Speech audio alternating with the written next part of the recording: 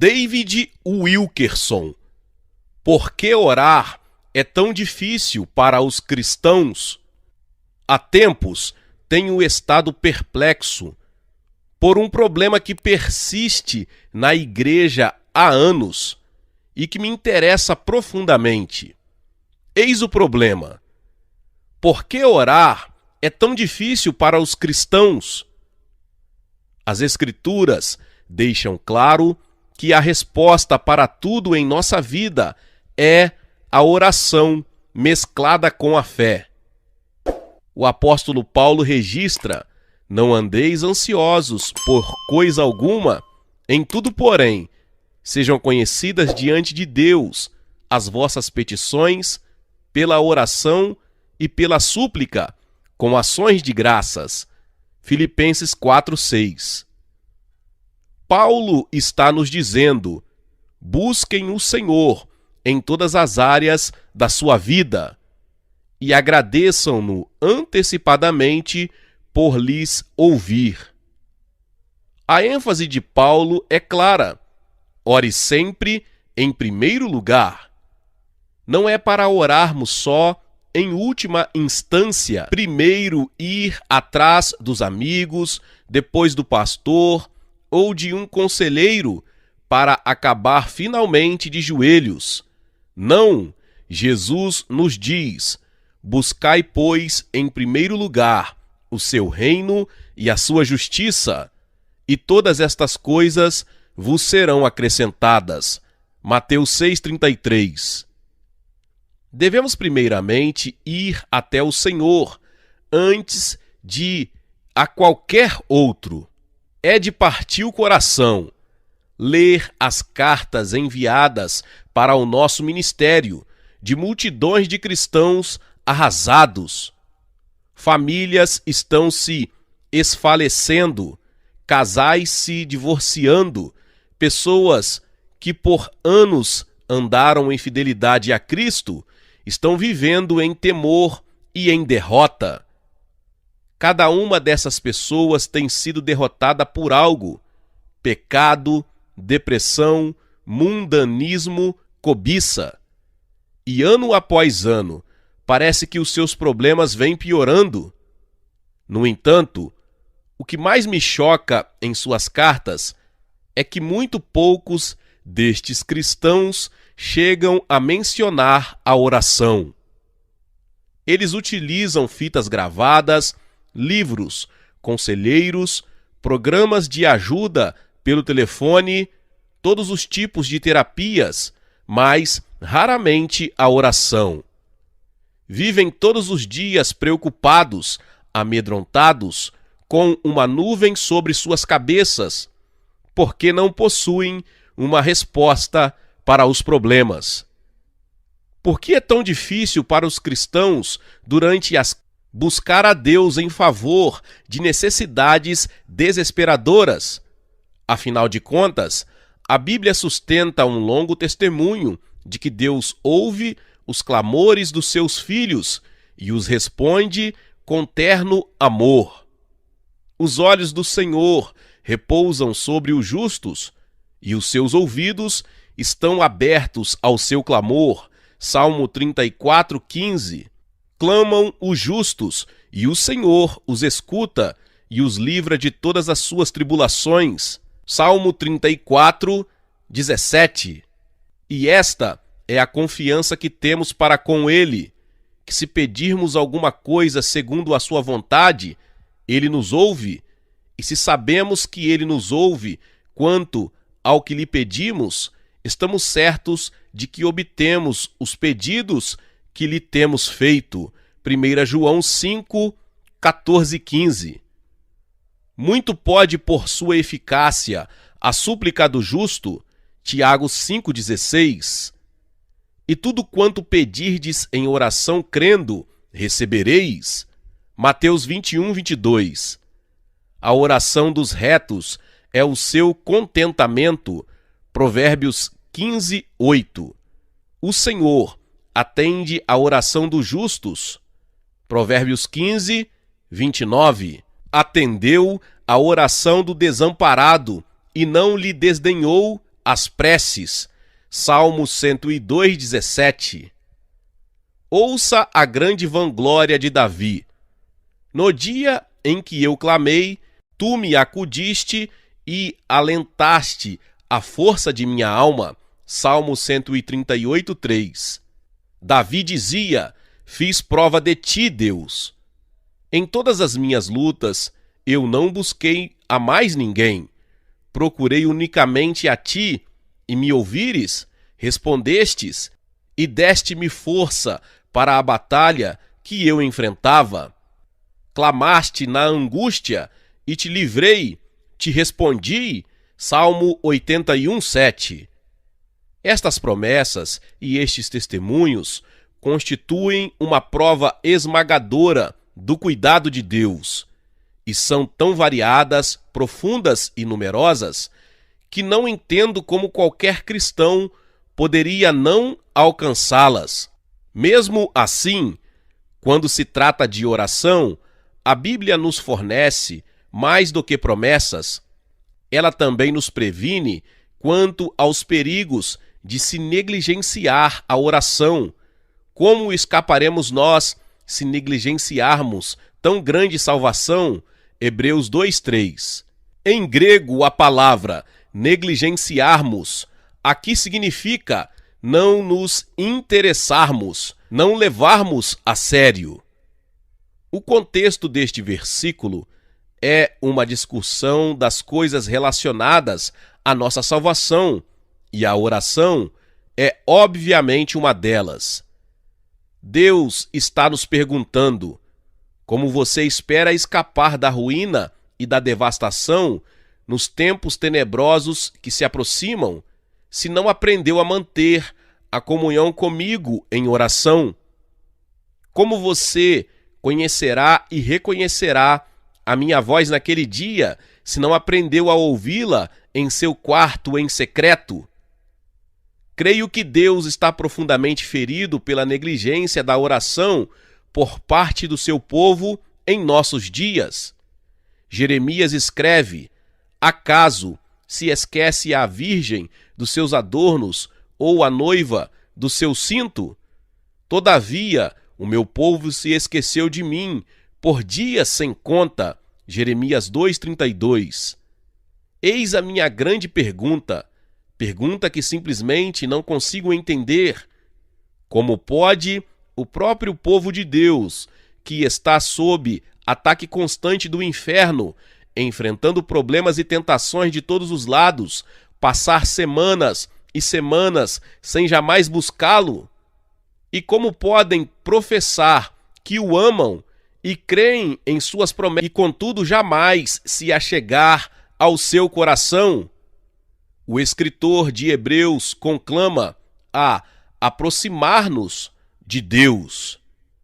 Hebreus 10 contém uma promessa incrível. Diz que a porta de Deus está sempre aberta para nós, concedendo-nos acesso total ao Pai. Tendo, pois, irmãos, intrepidez para entrar no Santo dos Santos, pelo sangue de Jesus, pelo novo e vivo caminho que ele nos consagrou pelo véu, isto é, pela sua carne, e tendo grande sacerdote sobre a casa de Deus, aproximemo-nos com sincero coração, em plena certeza de fé, tendo o coração purificado de má consciência e lavado o corpo com água pura. Hebreus 10, do 19 ao 22. Alguns versículos adiante. Somos avisados de que o dia do Senhor se aproxima rapidamente. Não deixemos de congregar-nos, como é costume de alguns. Antes, façamos admoestações, e tanto mais quanto vedes que o dia se aproxima. Deus está dizendo: agora mesmo, ao se aproximar o tempo da volta de Cristo, você necessita buscar a minha face. Chegou a hora de você se dirigir ao seu quarto em secreto e me conhecer. Creio que já estamos vendo os sinais que provam que estamos próximos a uma fusão do sistema financeiro. A violência e a imoralidade crescem. A nossa sociedade está presa ao prazer. Falsos profetas, anjos de luz, já enganaram a muitos com suas doutrinas dos demônios. E a qualquer hora poderemos ver a hora da tribulação, que levará o coração dos homens a fraquejar devido ao medo. No entanto, antes de tudo isto acontecer, o escritor aos Hebreus diz: não permitam que a verdade venha a escapulir de vocês. Mantenham-se acordados e alertas. Vocês possuem uma porta aberta para a presença santa de Deus. Então dirijam-se a Ele com plena certeza de fé, tornando conhecidas as suas petições. O sangue de Cristo já lhes abriu o caminho e nada se coloca entre vocês e o Pai. Vocês têm todo o direito de estar no Santo dos Santos para receber todo o socorro de que necessitam. Quando não valorizamos o sacrifício de Jesus, que Ele aceitou para que tivéssemos acesso ao Pai para todas as nossas necessidades, nós desprezamos a graça de Deus, provocando a sua ira. Mesmo assim, com todas estas advertências poderosas quanto aos riscos de se negligenciar a oração, os cristãos ainda acham difícil orar. Por quê? Cremos que há 4 razões para isto. Em primeiro lugar, alguns cristãos não oram porque têm um amor morno pelo Senhor. Ao usar a palavra morno para descrever o amor de alguém por Jesus, não quero dizer que ele seja frio em relação ao Senhor. Em vez disto, quero significar que o seu amor é barato, não caro. Dou-lhe um exemplo. Ao se dirigir à igreja de Éfeso, em Apocalipse 2, ele primeiro os elogia por tudo que fizeram. Ele reconhece que trabalharam arduamente na fé, que detestam o pecado e as concessões, recusando-se a aceitar falsas doutrinas, jamais esmorecendo ou desistindo quando perseguidos, sempre defendendo o Evangelho. Mas Cristo diz ter algo contra eles. Abandonaram o seu fervente e caro amor por ele. Tenho, porém, contra ti que abandonaste o teu primeiro amor. Apocalipse 2:4. De alguma maneira, no meio de todas suas obras, eles deixaram o seu caminhar amoroso, disciplinado com o Senhor. E agora ele lhes diz: vocês deixaram o seu primeiro amor, abandonaram a cara disciplina de vir à minha presença, de manter comunhão comigo. Note, por favor, Jesus está falando aqui de crentes que começaram com um amor fulgurante por ele. Ele não está se dirigindo a cristãos mortos, frios, formais, que nunca o amaram acima de tudo. Pelo contrário, está dizendo: é possível que uma pessoa já teve um coração amoroso por mim, permita que o seu zelo se torne morno. O servo devoto que anteriormente corria todos os dias em busca de mim, em seu quarto, em secreto, agora raramente chega a orar. Pense o quanto isto deve insultar a Cristo, que é o nosso noivo. Que tipo de casamento pode existir quando marido e mulher não possuem um período privativo de intimidade? E é bem a respeito disto que Cristo está falando aqui. Ele deseja momentos com você só para ele, para desfrutar de intimidade. Você pode dizer que o ama, mas se jamais aparece para estar com ele, prova que não o ama em absoluto. Este tipo de comportamento jamais daria certo com um outro noivo. Se você dissesse à sua namorada que a amava, mas a visse só uma vez por semana, só o suficiente para dizer: "Olá, meu bem, eu te amo, agora tchau", ela não iria tolerar. Por que deveria Jesus, que se deu inteiro, deu a própria vida para você, tolerar? Não importa a altura com que você louva o Senhor na igreja, o quanto diz que o ama, o quanto de lágrimas você derrama. Você pode contribuir com generosidade, amar os outros, detestar o pecado, repreender os culpados, mas se o seu coração não está sendo permanentemente atraído para a presença de Cristo, você simplesmente não o ama. Você está orando por orar, negligenciando a oração, e de acordo com as próprias palavras de Jesus, isto é uma prova de que perdeu o seu amor por ele. Todas as nossas obras são em vão, a menos que voltemos ao nosso amor flamejante por Jesus. Temos de nos conscientizar. Amar a Jesus não se trata de realizar coisas. Envolve a disciplina diária de se manter em relacionamento, e isto vai custar algo de mim. Em segundo lugar, alguns cristãos não oram porque perverteram as suas prioridades. Prioridade é a importância que se deposita em algo. E os cristãos que negligenciam a oração perverteram as suas prioridades. Muitos cristãos garantem que oram se e quando têm tempo.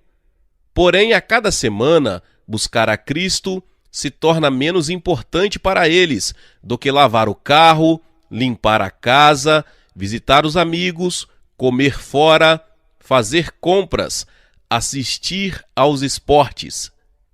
Simplesmente não criam tempo para orar. Contudo, as pessoas não eram diferentes nos tempos de Noé e de Ló. Suas grandes prioridades eram comer e beber, comprar e vender, casar e cuidar da família. Não tinham tempo para ouvir mensagens da condenação de Deus que chegava. E assim, ninguém estava preparado quando o julgamento caiu sobre eles. Evidentemente, nada mudou com os séculos. Para a maioria dos americanos, Deus permanece no fundo da lista de prioridades, e no alto estão a sua renda, segurança, o prazer, a família. É claro, para muitos americanos, Deus nem participa da lista, mas isso não magoa Deus tanto quanto a valorização que ele recebe de seus próprios filhos.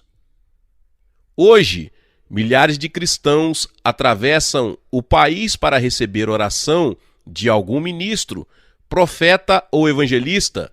Estes crentes desejam sentir o toque de Deus e uma experiência estática de sua presença. Mas mesmo que consigam o que buscam, a experiência só dura um tempo curto. E, ironicamente, todo o tempo em que estão viajando e buscando o toque de Deus, eles não gastam 5 minutos em oração.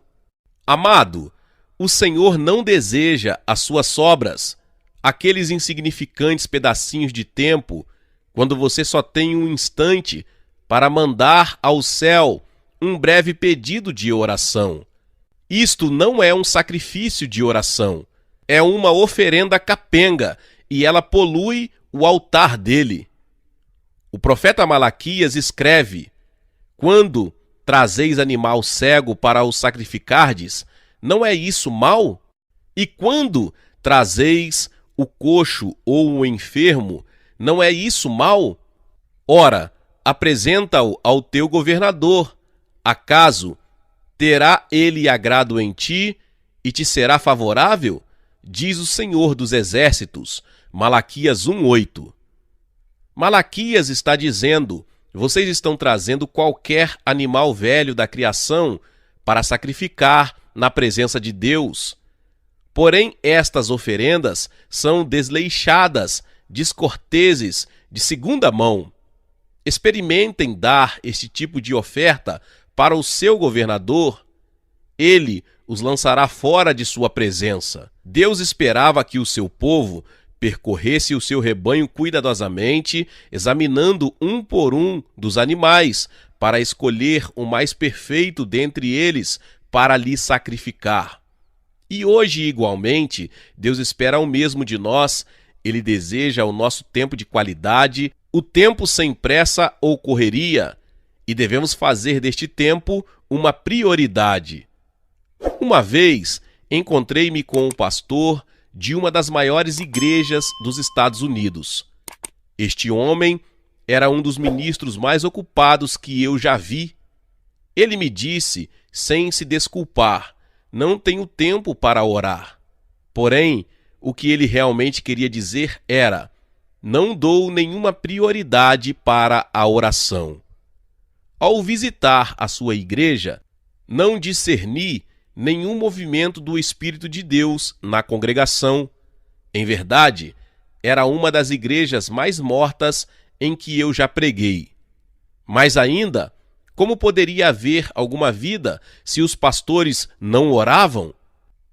O fato é o seguinte: nenhum cristão vai separar tempo para a oração, a menos que ela se torne a sua primeira prioridade na vida, acima de tudo mais, acima da família, da carreira, do lar, de tudo. De outro modo, o seu sacrifício estará pervertido. Em terceiro lugar, alguns cristãos não oram porque aprenderam a viver sem oração. Muitos cristãos acham que a única coisa que se requer deles é que vão à igreja, adorem, ouçam a pregação, resistam ao pecado, façam o melhor possível e tudo estará bem com eles. Este é o sacrifício que trazem para Deus e acham que ele se agrada disto. Tenho gasto tempo junto ao leito de cristãos moribundos que eram fiéis frequentadores da igreja por mais de 50 anos. Eram pessoas que nunca faltaram a uma reunião, eram pessoas boas, de família, e podiam discorrer a respeito de qualquer assunto espiritual. Mas não tinham nenhum tipo de vida de oração, gastavam horas com suas famílias, ou sentados em frente à TV, ou trabalhando em seus hobbies, mas não dispunham de tempo para estar a sós com Cristo. Isto pode lhe soar áspero, mas creio que estas pessoas foram para a eternidade sem conhecer o seu Senhor. Deus nunca se aproximou deles, porque eles nunca chegaram perto dele. Temo por todo cristão que aprendeu a viver confortavelmente sem vida diária de oração, que nunca teve uma comunhão crescente com o Senhor.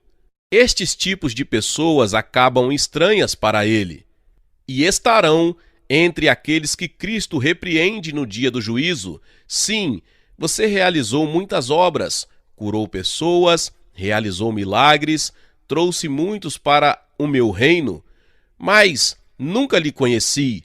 Afaste-se de mim, estranho. Como escaparemos da ira e do desprezo de Deus se negligenciarmos o seu grande dom da salvação? Como enfrentá-lo no dia do julgamento, quando os livros serão abertos para revelar que não gastamos nenhum tempo com ele? Podemos responder: Senhor, compreendo que arranjei muito pouco tempo para ti, gastei-o todo para mim mesmo, para minha família, minha carreira, mas agora estou disposto a gastar a eternidade para te conhecer. Você acha que ele aceitará isso? Não, nunca. O fato é que se pode passar uma vida toda sem oração. Em verdade, sei de alguns pastores e evangelistas de sucesso que aprenderam a ministrar totalmente sem oração. Podem trazer entretenimento, contar grandes histórias e fazer rir, mas não conseguem trazer convicção a alguém ou transformação, ou levá-lo a buscar a face de Deus. Depois de um certo tempo, estes homens chegam a um profundo desespero, porque eles tornaram-se mais e mais dependentes do braço da carne em vez do Senhor, e as suas vidas se tornam cheias de confusão de todos os lados. Pregadores sem oração constituem pregadores sem poder. Igualmente, cristãos sem oração são ocos na fé, alvos fáceis para os falsos mestres, rapidamente desviáveis do evangelho verdadeiro. Tais cristãos estão sempre aprendendo, mas nunca alcançando a maturidade. Em quarto lugar, alguns cristãos não oram porque não creem que Deus ouça as suas orações. Com o tempo, muitos crentes se tornam desencorajados devido às orações não respondidas e, finalmente, simplesmente desistem. Pensam, talvez eu tenha falta de fé. O que eu sei é que para mim a oração não funciona. E por que eu haveria de orar se não funciona? Os israelitas no tempo de Isaías tinham a mesma atitude. Isaías escreveu: "Me procuram dia a dia, têm prazer em saber os meus caminhos. Como povo que pratica a justiça, perguntam-me, têm prazer em se achegar a Deus, dizendo: por que jejuamos nós, e tu não atentas para isso? Por que afligimos a nossa alma, e tu não o levas em conta?" Isaías 58, 2 e 3. Estas pessoas estavam acusando Deus de abandono dos filhos. Estavam dizendo: amo a Deus, pratico o que é reto e evito o pecado. E até há pouco tempo era fiel em buscá-lo em oração. Mas sabe o que aconteceu? Ele nunca me respondeu. Então por que eu deveria continuar a afligir minha alma diante dele? Ele nunca tomou conhecimento dos meus pedidos. Muitas cristãs solteiras tendem a pensar assim. Elas dizem: durante anos busquei o Senhor em sinceridade, pedindo-lhe que trouxesse para a minha vida um homem de Deus. Já orei por mais de uma década, mas não aconteceu nada.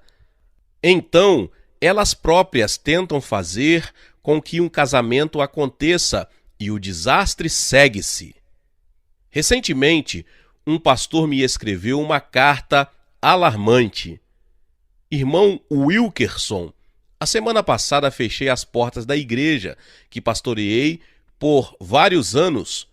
Simplesmente debandei a congregação e abandonei o púlpito. Durante anos, oramos por um reavivamento, mas isto nunca aconteceu. Oramos por um edifício, mas isto nunca se concretizou. Com os anos, fomos diminuindo para 30 pessoas. Simplesmente não estava adiantando. E agora estou saindo em busca de outro emprego. Apiedo-me por este homem abatido. Contudo, eu concordo, ele precisa de um outro emprego, porque para começo de conversa, ele provavelmente não foi chamado para ministrar. Entenda, o nosso chamado não é para ver acontecer um avivamento, ou para construir um prédio para a igreja, ou para ter números respeitáveis na congregação. Não. O nosso chamado é para ministrar fielmente em favor do Senhor, e isto inclui a nossa vida de oração. Tiago escreve que Deus não responde às orações daqueles que pedem coisas que simplesmente satisfazem a si próprios.